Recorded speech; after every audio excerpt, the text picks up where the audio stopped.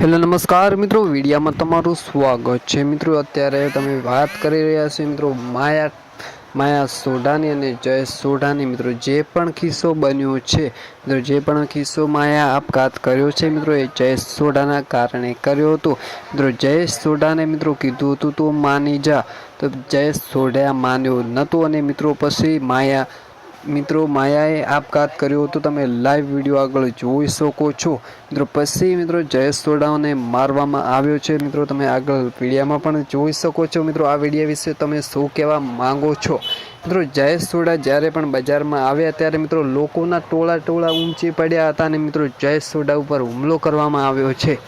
મિત્રો તમે આગળ વિડીયામાં પણ જોઈ શકો છો। મિત્રો આ વિડીયો વિશે શું કહેવા માંગો છો?